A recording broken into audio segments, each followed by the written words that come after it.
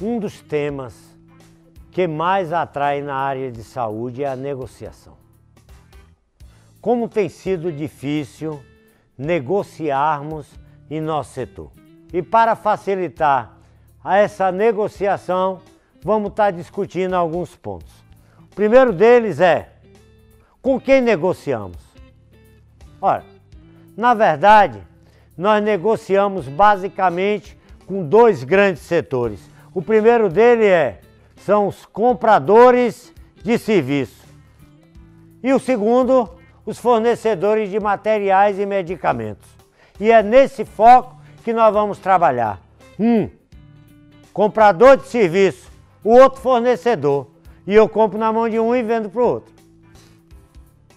Ora, os nossos compradores são as operadoras de plano de saúde, que são as empresas de autogestão, as medicinas de grupo, as seguradoras e as cooperativas. Temos ainda como comprador o governo, através do SUS, e as entidades estaduais e municipais.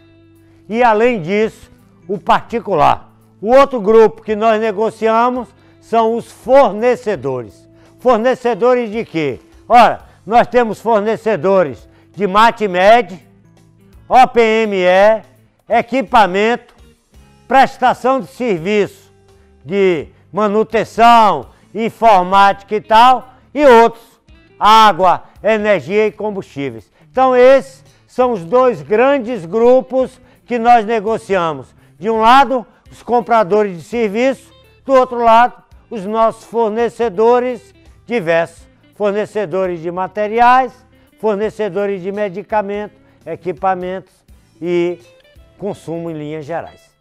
Dessa ideia, nós temos negócio do setor de saúde que temos que lembrar. Temos consultórios, hospitais, clínicas especializadas, laboratórios, imagem, home care, bancos de sangue e policlínicas. Esta definição dos diversos serviços de saúde nos leva ao seguinte ponto. Um hospital negocia de um jeito, uma clínica de outro e um laboratório de outro.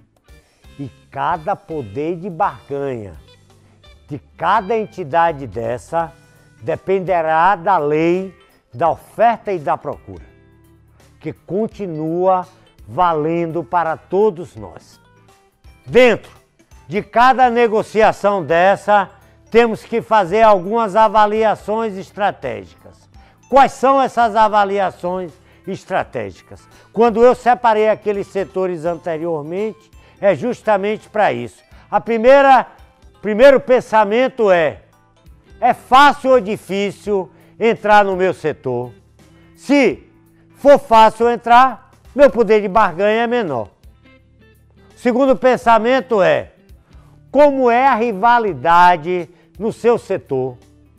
Apesar de estarmos todos no setor de saúde, a pergunta é, eu tenho uma clínica oftalmológica. Como é a rivalidade entre as clínicas oftalmológicas?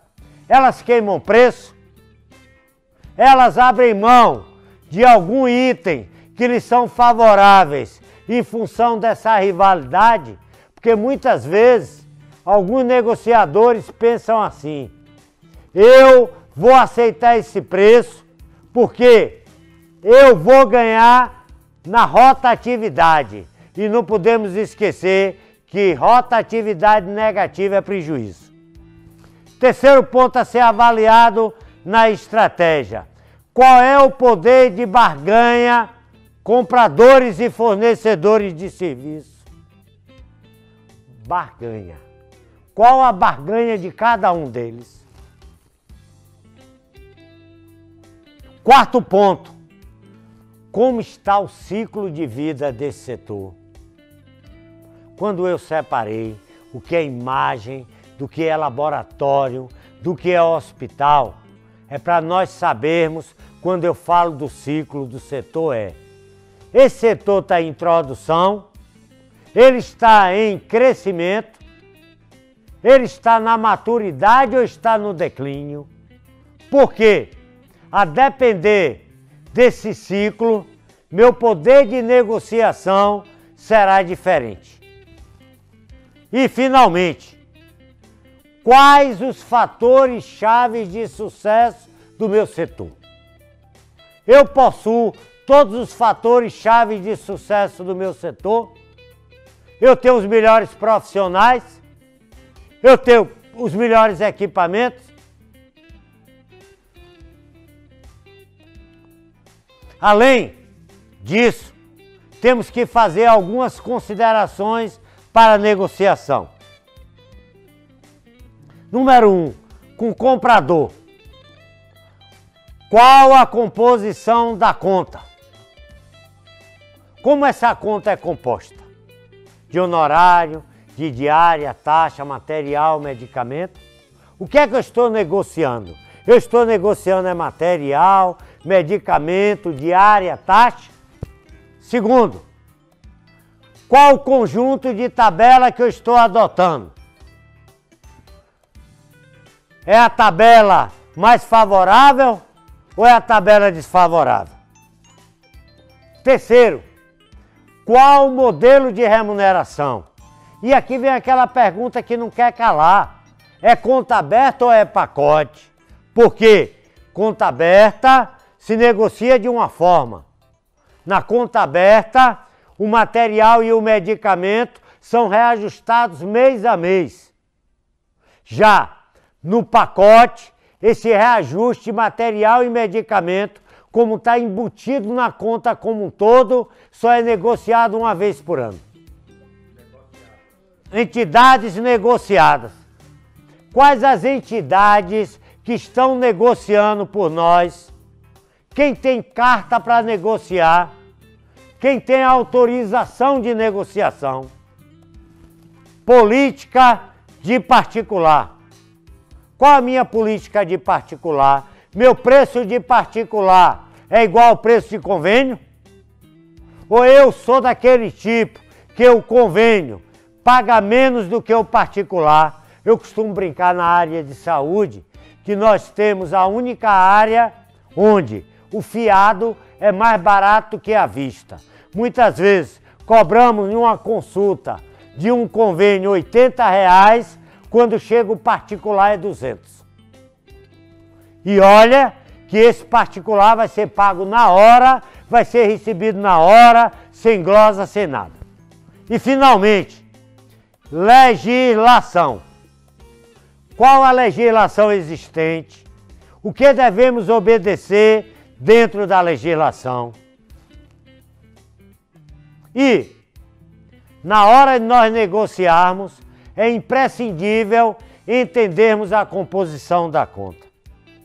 A conta é composta de honorário médico, diária e taxa, material, medicamento, OPME, filmes e gases. O que é que eu estou negociando? Eu estou negociando o conjunto ou eu estou negociando cada tabela dessas?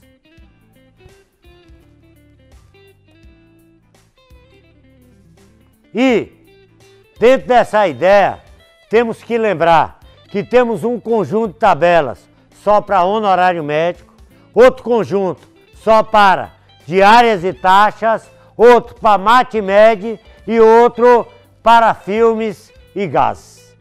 E, para vocês verem cada detalhe desse, devem entrar no curso Faturamento e observar o conjunto de tabelas e sua forma de cobrança. Quais são as entidades negociadoras? Ora, negociam por nós associações e sindicatos e Comissão Estadual de Honorários Médicos. O que é essa Comissão Estadual de Honorários? É uma comissão que vários estados da federação possuem, onde mais de uma entidade se junta para negociar em conjunto, e principalmente com a presença do Sindicato dos Médicos. Além de trabalharmos a ideia da política de particular. Qual a minha política de particular? Aqui cabe uma reflexão que não pode deixar de existir.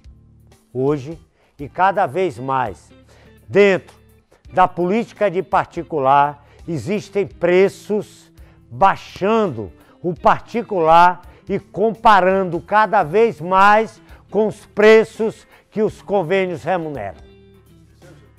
Mas nós temos alguns desafios para a negociação. Ora, no mercado nós temos contas abertas e tabela compactas. Ora, o que é que eu estou negociando? Eu estou negociando uma conta aberta. O que é a conta aberta? Aquela que eu vou cobrando item a item.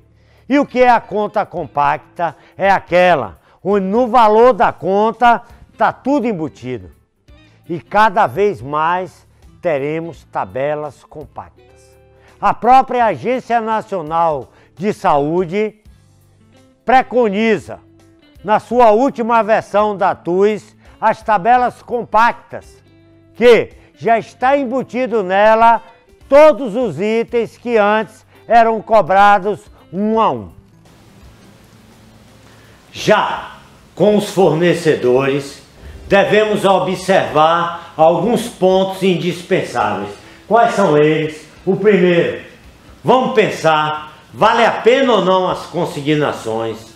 Elas são mais caras? Mais baratas?